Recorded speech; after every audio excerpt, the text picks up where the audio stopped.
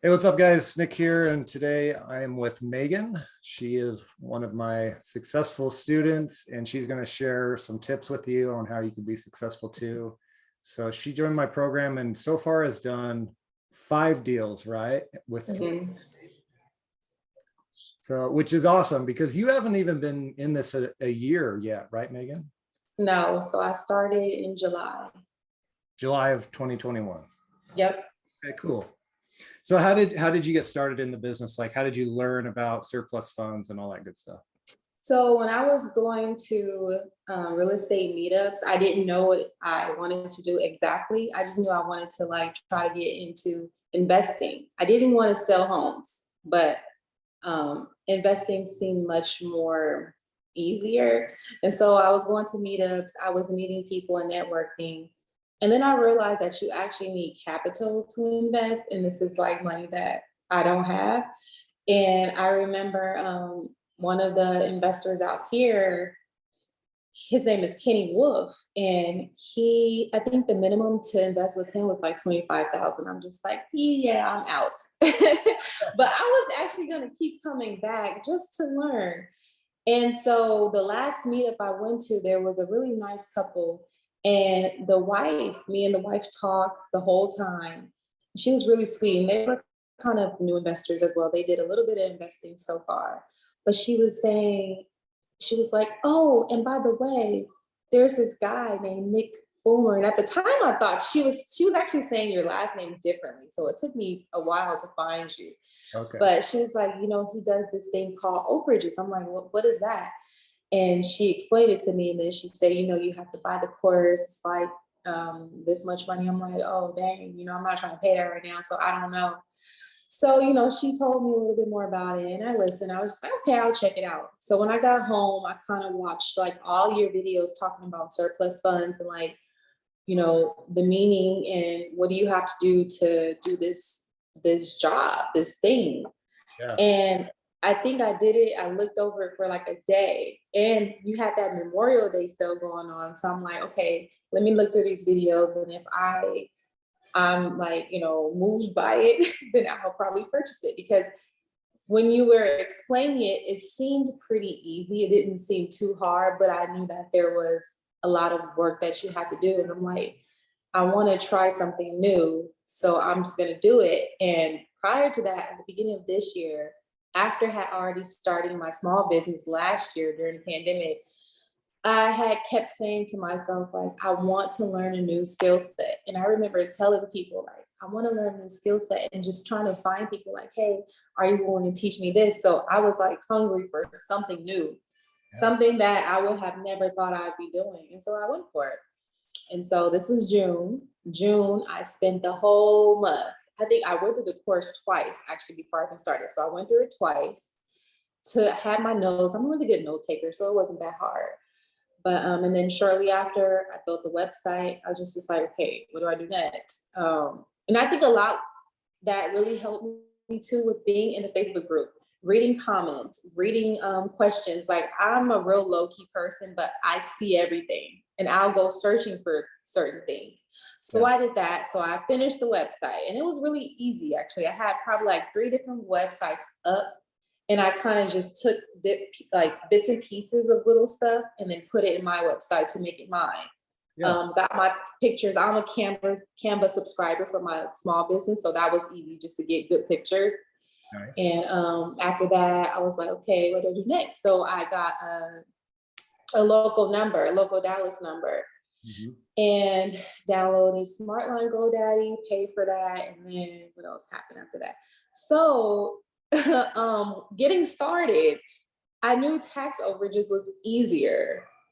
It wasn't easy. I'm just like, okay, I'm sitting here like every night, and my roommate was watching me every night. I'm like on the computer, and I'm like, what do I do next? I don't know how to do tax overages.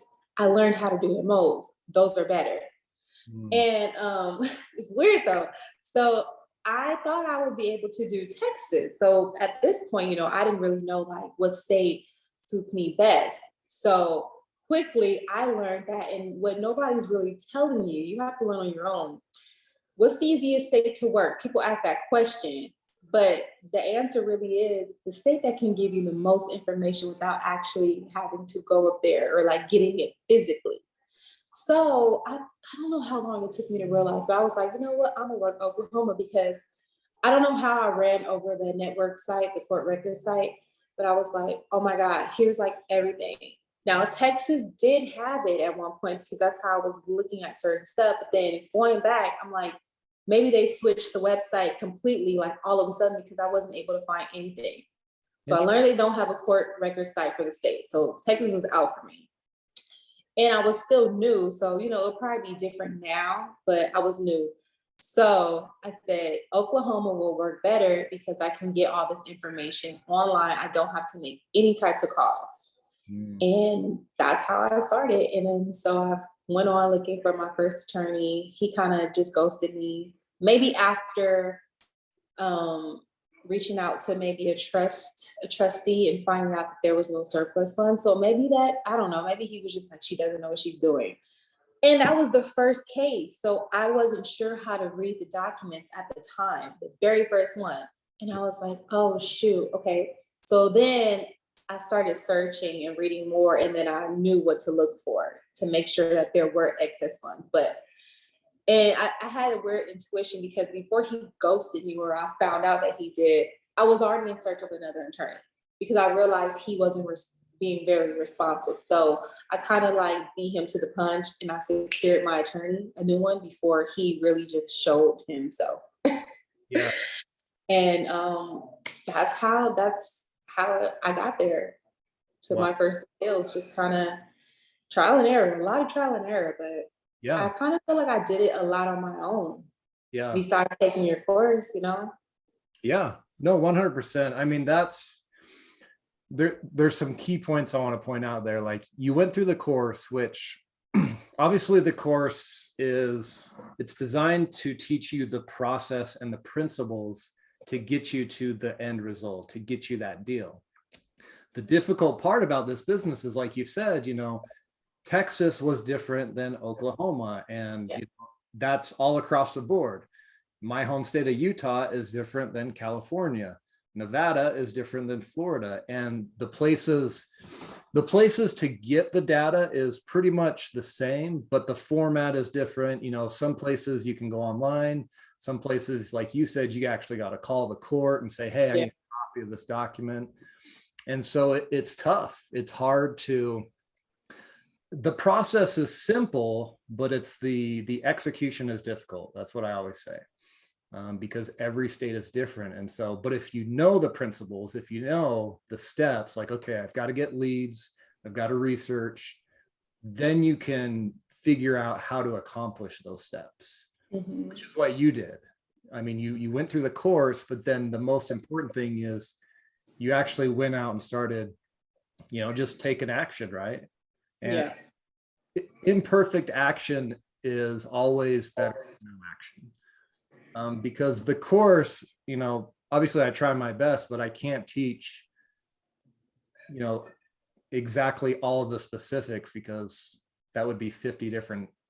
Yeah, and there's a lot of stuff that goes into this, a lot. Like, people don't even know, you know, I'm still new, so I'm still finding out new stuff every day, and I'm comfortable with just working Oklahoma. Like, maybe next year or sometime later down the road, but I'll try to do different states. But right now I'm comfortable with Oklahoma. I still feel like I need to, you know, get my feet wet a little more.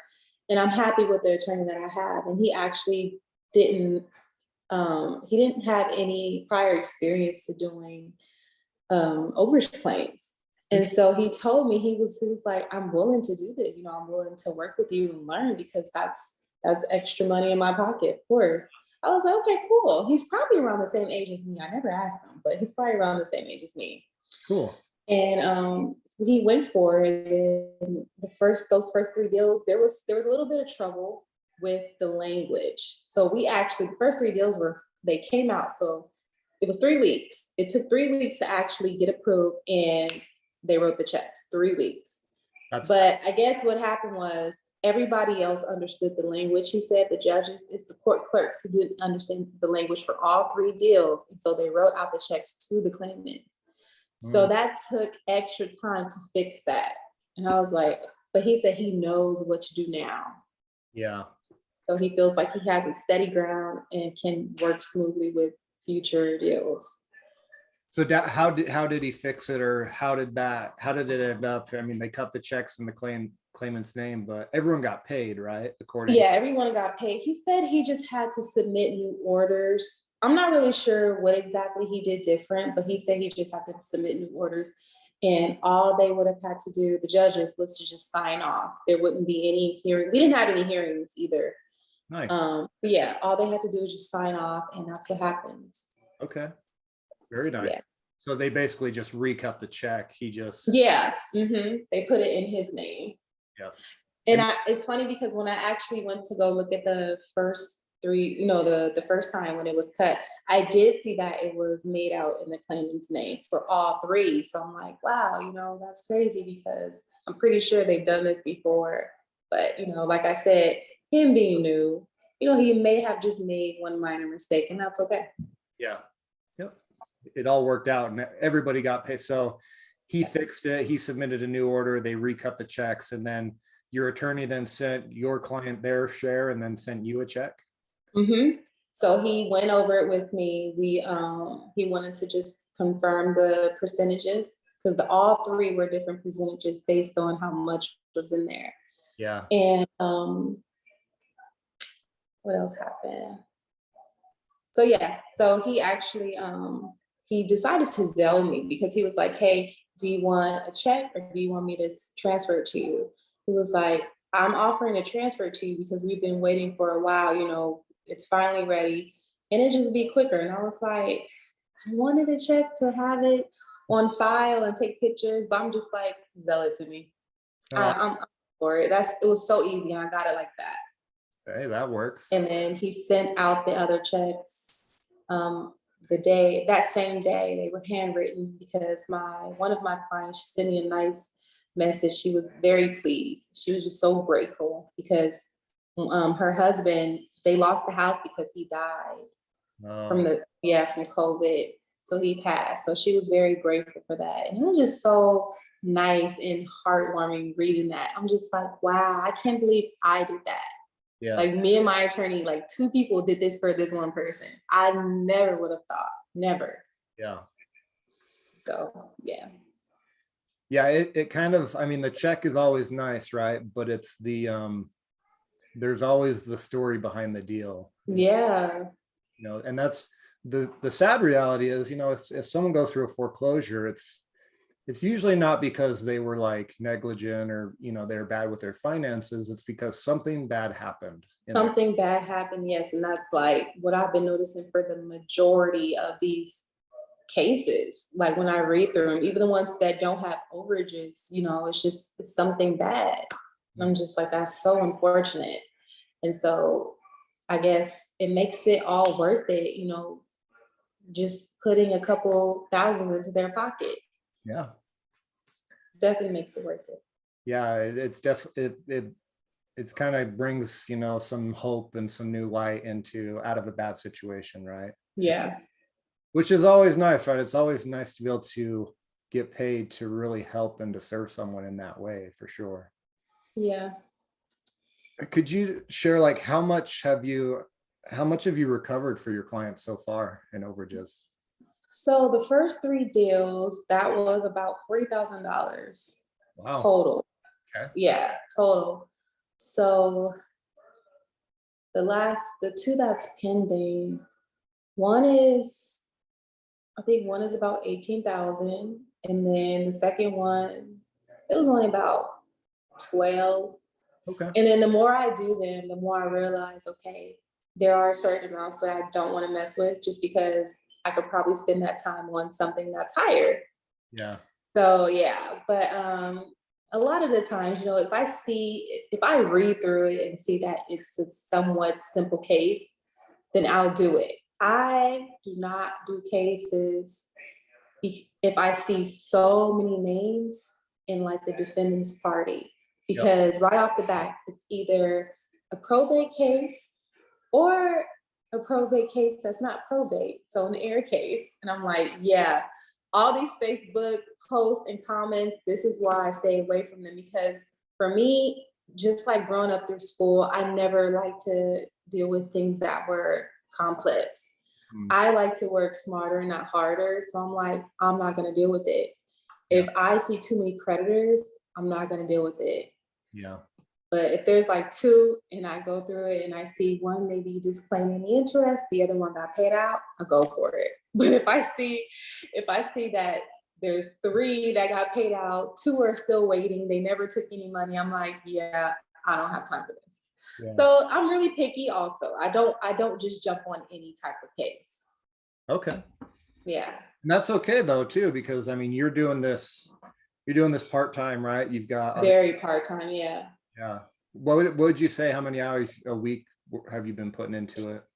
What I'll try to do is at least spend like no more than 4 to 5 hours a day. I like to gather my list of leads first. So that's going through different cases, writing down the information of the cases that I am potentially going to do, and then getting the skip tracing going, like getting the numbers and emails. And then the next day, I'll do it. I'll do the calling and the emails. And so out of however many I have, I hope to at least get through to like two people and just talking to them, not even like closing the deal, but I hope to get in touch with at least two people out of however many I have. And if that's not successful, then I kind of just wait until I have like more time, which could be a week away or something. So I do it very part-time. Okay. And there's always something that I need to do because I have a lot of other stuff going on. And, I don't have that much time like I did in the summer to really sit there all day and go through potential leads. Like my mom, she was watching me all day. I would sit in her living room and just be on the computer all day, typing, talking on the phone.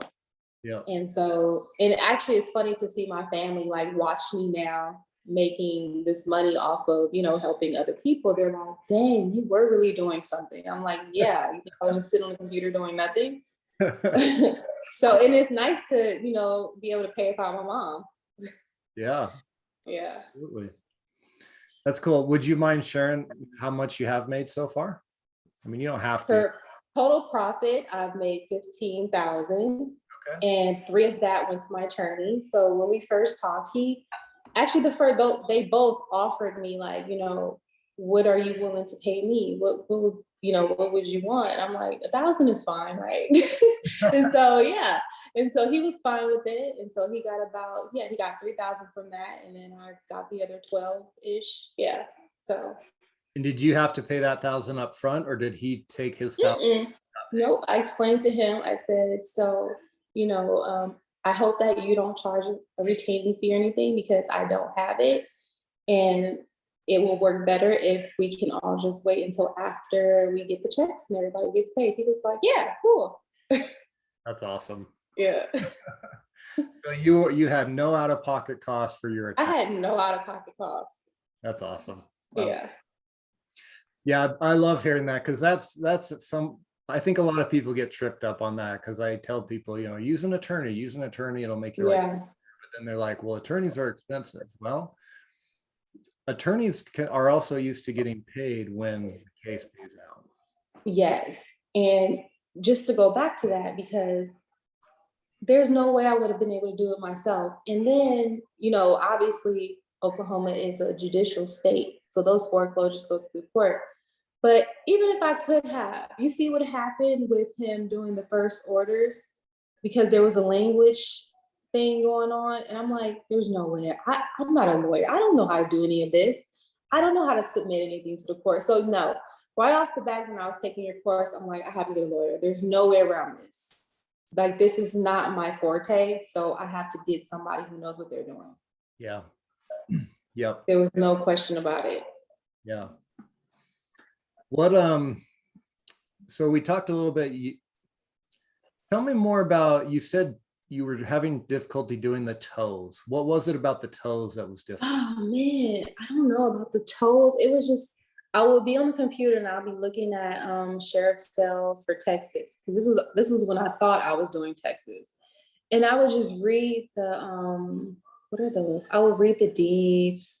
And I remember people saying like, oh, you need a deed to prove. And I'm just like, I don't know what I'm looking for. But mind you, I didn't know how to read the language either. Like I didn't understand what I was reading. So I'm like, okay, I have this person, I have the phone number, and I guess I have the deed, but I didn't know how to move forward. I didn't know, like, it was weird. It was so weird. So I'll ask you, when you're doing a tow, what do you need?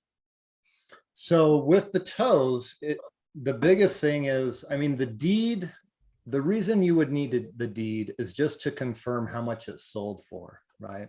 Okay. The deed will have the purchase price from the investor. And then you compare that to the minimum bid at the auction. And so if the purchase price is much higher than the minimum bid at the auction, most likely there's an overage there, because especially with tax sales with tows, the minimum bid is usually the amount owed to the county. And so anything above and beyond that is your overage. So Okay, so now that you say that, I think I remember why, because it wasn't consistent, the information. Like I would get maybe how much the house sold for, but I wasn't getting the minimum bid. Or I would find the minimum bid, but didn't know how much the house sold for. So I was like, let me try to do mortgage overages. And then I realized this is so much easier. I can't believe people won't spend the time to do the research right here. But like I said, people don't know. You have to find a state that's suitable for you. If you're a hard worker and you like going out searching and fishing for information, cool, you'll do that. But if you're like me, I just want everything right here. I have my notepad. I don't do things in my computer. I don't type because I feel like it's just easier for me to write. It reinforces the information that I'm like trying to get. And so I just have a notepad and I just take little notes as I'm doing each case, potential case. And that's it. So that's my thing. I don't do TOs. that's awesome. Yeah. I think that's actually I think that's kind of unique, because there's pros and cons to both. Usually tows are easier to get leads because you can get the list, whereas Mo's, you've got to create your own list. Right. But it's cool that you found your process, right? You found Yeah. I your have a process. and you figured out your process. And that's the biggest thing that everyone has to go through, is you just got to pick a place and figure out the process. And then once you have the process and you've got it documented, then you can hand pieces of that process off to someone else. And then you can start considering moving into other states as well. Right. Yep. So, but then again, you may not even have to move into other states, because it's like, okay, so you've been at this since June. So we're at like maybe 6 months and you've made an extra 12K. Yeah. Mm-hmm. Doing it very part-time. So you may not even want to do another state, Right. For me, what I discovered is one state is usually plenty to make a good income, Yeah, there is. So, but yeah, I mean, it's so cool that you just figured out the process. I just figured it out. It's probably by instinct, but also a lot of people don't realize there's people like me who really watch what's going on. If somebody comments on, and before, when I was brand new and taking the course, what I did was I would search for keywords in the group in the search bar and then go look at those posts pertaining to that keyword. But I didn't go flipping through every single post on the page. No, I only searched what I really need to know. So like every little segment that I was working on, like, okay, building my website, I would go in the Facebook group, type keywords that I'm looking for so I can help myself build my website. Done with that. Then I typed in like business phone number. So I looked for posts with people talking about, different apps that they like to use. And that's just how I am in reality. That's how I search for things during the time that I'm doing something or I need information for. This is what comes to my mind. It seems like you have a very high level of personal responsibility. Like Probably. you're just like, I'm going to get the result and I'm going to figure out how to get it. I was 8 years old and downloading my own computer games. Like I had my own computer, my own tower. I knew how to reboot systems, computer systems. I'm like 13. I wasn't a tech freak though. I'm not that savvy, but downloading a computer game to my computer at 8 years old was too easy for me. Yeah. So that probably comes with it. And then, I'm the oldest out of my mom's two kids, but I went off to summer camp when I was 8, came back with everything. I was just a responsible kid, but I also kind of just knew how to fend for myself when it comes to like different things in the virtual world, I guess. I don't know. Yeah. Well, it just seems like you understand that there's a process to everything, and that if you want a certain result, you just got to go through the process. You got to put Yeah. so, It's just, I don't know. Like I said, it's instinct for me, yeah. Like, how can I get this information? I know where to find information. Right. That's what it really is. I know where to find it. That's awesome. Well, very cool. So wow. So you've probably recovered close to, well, you said 40,000 out of the first 3 total. Yeah. You've got some smaller ones. So you're probably coming up to almost 100K recovered for your. Recovered. Yeah. That's awesome. That's so cool. And it's just like those first 3 deals and I did not know I would have 3 deals processed at the same time. I'm so used to like seeing people do one. So I'm like, okay, I gotta get this first one. But when I was doing it, I realized that I was talking to so many people, and I actually changed the way that I do things. I don't like to have a list of 10, 20, 30. I don't like to feel like I need to talk to 30 people a day. That's a lot. And for people starting out, it may not seem like a lot, but when you're actually doing it, it's a lot. And so I'm like, well, you know what? I know it works for me. As long as I have like 6, 7 leads, I'll work on this, spend the next 2 days doing this. And if not, I'll just create another 6, 7 leads, call it in the next day, stuff like that. But me making a super long list, I can't do it. That's actually a really good point. I'm glad you brought that up. Because that is, I think whenever we're learning something new, it's very easy to feel overwhelmed and get Yes. And so just the fact that you were able to, realize that you're like, hey, if I get 20 or 30, that might be, I'm going to not do anything because I'm going to feel overwhelmed. Mm-hmm. You broke it down into smaller chunks, which is totally fine. It's better to go really deep on maybe 5 to 10 leads than do a crappy job on 20 or 30. Right. Yep. And yeah, so because I remember talking to like 6 to 7 people within like probably that first day, just trying to like email or just probably within the first 3 days. But it was just a lot. It was a lot going on. I'm like, I can't keep up with who's contacting me and who am I emailing. Like I didn't really have a set list of like who I contacted. Because like I said, I don't really like to put notes on my computer. I'm not like a super fast typer. Plus, I just feel like writing short, simple notes on notepads or a notebook is better for me. Yep. And like the very first deal, well, the one that actually came back because there were not excess proceeds. I remember she called me. Literally, she was the first person I emailed, and she called me within 2-3 minutes after I sent her an email.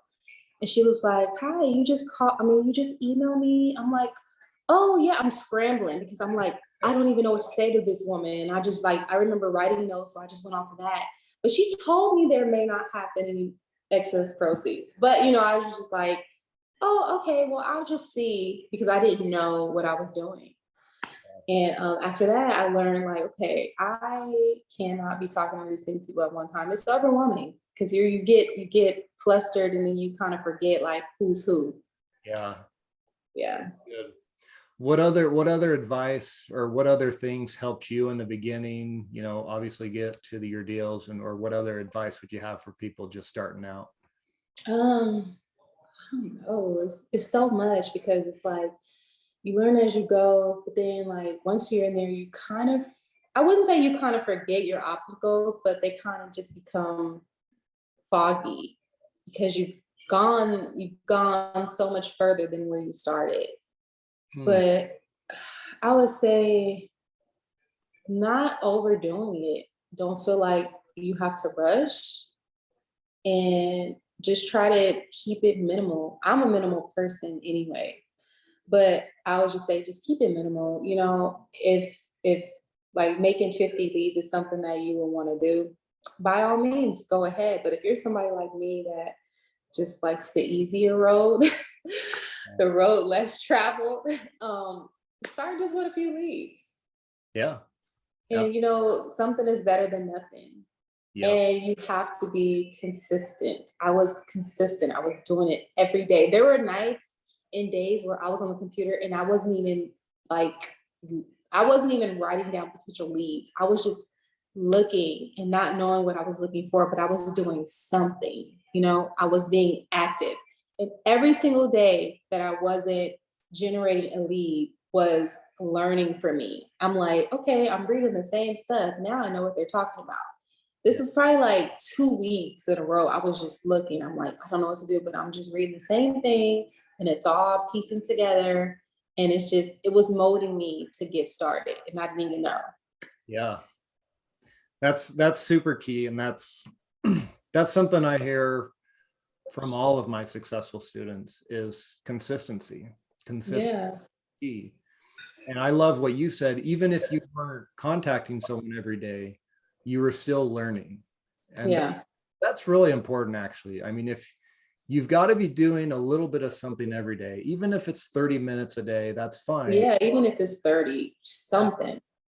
As long as, exactly, because those actions, your actions, whatever it is, whether it's calling someone, contacting, or just reading the documents like you were doing, that learning and those actions compound on each other. And that's what eventually leads to either a breakthrough or, you know, getting your first client signed up or, you know, getting that first case submitted to your attorney, whatever it is.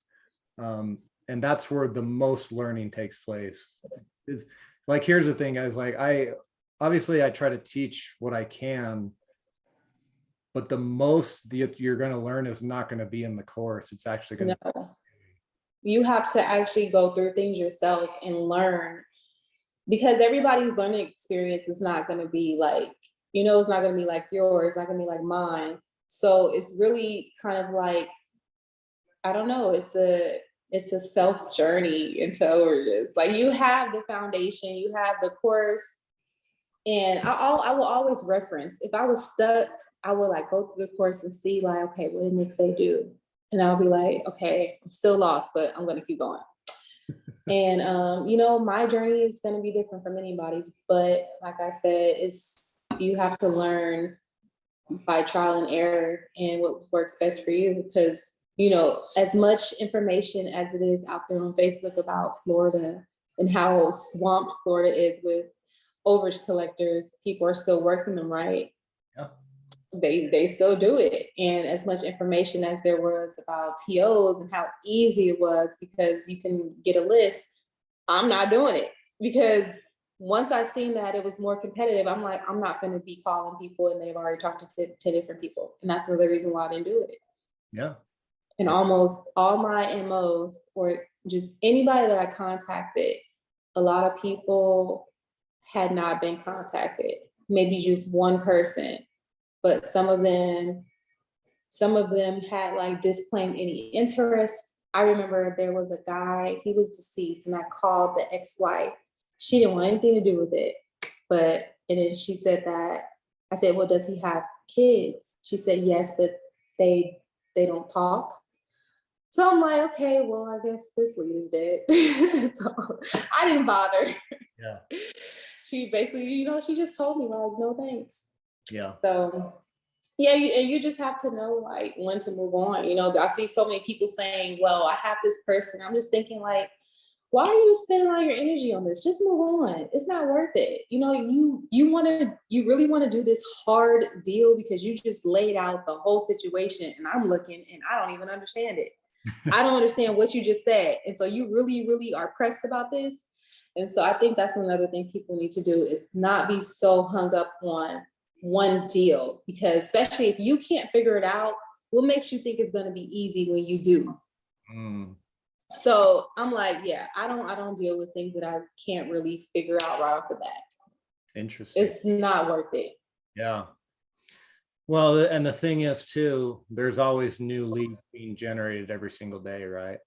Yes, yes, a lot. So it's There's like, a lot of I would say there is a lot of foreclosures though that the bank took back, but I mean like if you find 10 foreclosures that the bank brought back, you'll find like 6 that were that resulted in excess proceeds. I don't know. So yeah, but some, they'll be low. I don't really, yeah, like I said, I don't really deal with the low ones, but there's a lot of excess proceeds out there. It's just the hardest part, in my opinion, the hardest part about this game is contacting the people mm, and just like, because you don't know what they're going to say. You don't know if they're going to be receptive. You don't know if they're going to be like interested. And I think that's where it is. Like I can do everything else, but like I'm always hoping that they'll, let me work on their behalf. yep. And I think that's the part that really like makes me nervous. Oh yeah. I would agree with that. There's always, because I mean, just as people, we want to be accepted, we want to be liked. And so when we call someone, there's always that chance that they're going to cuss us out, Yeah. or be like, who are you? Or this is a scam. And sometimes we take that personal, but it's not personal. It's Yeah. it's just their perception, or maybe they're having a bad day. So that always helps me, is you just got to remember, hey, it's if someone does lash out, you know, it's not because of who you are. It's just because they're having a bad day, or they just went through a really bad situation. Obviously, they're not in a good Yeah. place. So Yeah. They're just really not interested. Like I've been hung up on. I was like mid sentence, just talking, phone click. I said, next. yeah. Um, I have DocuSign. So you know how sometimes DocuSign will send a reminder? Mhm. One of the guys, it was actually his aunt, and I was actually looking for his father. So, but I got him instead. And first he was like, he reached out to me because he actually responded from a letter. Okay. Went to his P.O. box. He responded from a letter. I was actually very shocked because that was probably the first actual physical letter that I sent out. It was like 2 of them at the same time. So I was like, okay, this might work because I got business cards made. And first, he was like, hey, I got your letter. We'll talk. And I was like, okay, cool. We'll talk tomorrow. Because it was like evening time when he hit me up and explained to him the next day. And then the day after that, he said, sorry. Or I think it was 2 days later, he said, sorry, I'm not interested. I was like, okay, no problem. And I didn't know that the reminder was on DocuSign because I had did the agreements and everything and I sent it to him. Uh, And he said, can you please stop emailing me or something like that? And I was like, oh, my apologies. This is an automated reminder that's on or something like that.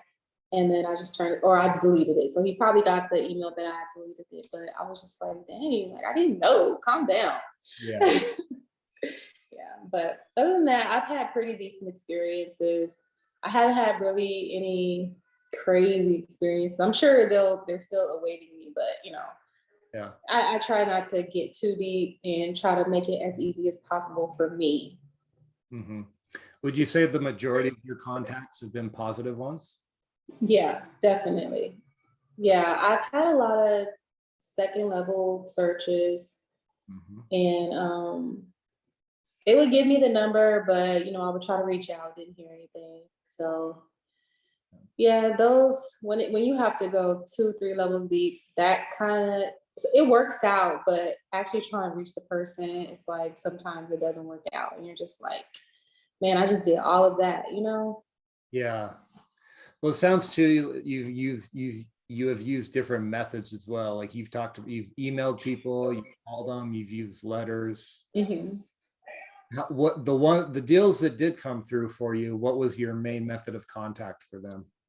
One of the deals that came through, the main method of contact was text messaging. I called him. He never called me back, and I'm just like, doesn't he want to hear my voice? He didn't call me back. We text the whole time. Never heard his voice. And he was like, let me know what you need. I got it. And, so that was a text deal. Yeah. The other two talked on the phone, text, whatever. A couple people responded to my emails. That one guy responded to my letter. So I guess it just really depends on the person too, who's more like willing to respond to you. Doesn't matter how if they're just willing to respond and reach out. Yep. Makes I sense. wish that everybody would I wish that we could just send text messages all day and people would respond to that. But I don't think we're at that level of like technology yet, probably in like 25 years, but yeah. Yeah. I've noticed more and more people are converting to the text message, Mhm. but there's still quite a few folks, especially if they're old school, or they prefer the phone, or they prefer. Yeah. I've had some clients like, because you sent me a letter, that's the only reason I called you, or Mhm. I there's I don't know. This is just me. I do like little things from here and there. Like sometimes if I don't actually want to call, I'll just send a text like, hey, so and so, I tried calling you, can't get through. This is so and so with so and so, looking for so and so. So I just kind of throw that out there, just so I'm just like, let me see if this will work. So I do little stuff like that. Just say that I did something but didn't really do it, but it works. Hey, that's all So, that matters. As long as you get, yeah. that's awesome. Very cool. Um, have you gotten any other, I mean, you mentioned that one lady sent you a nice note. Have you had, how has your services made a difference in your clients' lives so far? She's the only one who reached back out, but I'm pretty sure they're all happy, unexpected funds that they get to keep and didn't have to put out for, but just their name, and address, and email and phone number. Yep. But yeah, she said it created a little bit of comfort for her, and she has a nice cushion. Yeah. And I was just so happy to hear, because we actually talked a few times. It wasn't just once. She would call me and I would call her back if I missed it, and just like update her with what's going on, the process. But she was really nice, really nice. That's awesome. Good stuff. Well, I appreciate you, Megan, for jumping on and taking the time and sharing your journey with everyone, and your tips. And anything else you'd like to add, or any words of wisdom for those? Um, to add, I mean, I would just say, find a process, strategy, whatever that works for you. Like you don't have to feel like you have to compete with other people who are being successful with this business, whether they do it full time, part time, or very part time. It just really depends on your current schedule. A lot of people are busy. I didn't know I was going to end up being this busy because I didn't plan on going back flying this soon, but I did. And I'm just like, well, let's go. So besides having, you know, trying to do a flight attendant, having my other small business, and doing overages, like there's always something to do, always something to do. Sometimes I like find myself trying to figure out, okay, do I do overages or do I do dishes? Like I need to clean up. I need to go get my dog a bath. Like there's so much going on. I'm just one person, but that's just the life that I live in. Yeah, so I would just say, find a schedule and work that schedule. Don't try to especially if you're new, don't try to just do it. Don't try to wing it. Hmm. Like try to set a schedule so okay, this time tomorrow I'm going to be doing overages. Because if you keep winging it, you'll probably just be like, okay, I'll do it tomorrow. Then that turns into the next day. Then that turns into the day after that. So yeah, being consistent definitely really helped me, and just I don't know, just trying to make sense of what overages are, because that's how I figured out how to go from step to step. Yep. That's awesome. That's really good. Really good advice. Um, I love what you said. You don't have to feel like you're competing against others. I mean, the reality is the biggest competition is the person in the mirror. Yeah. So I love, and just finding a system that works for you. So that's Yeah. good advice. That's awesome. Well, cool. Well, I think that was a really good interview. I appreciate you again for taking the time, and Thanks for having me. keep us posted on your future successful deals. All right.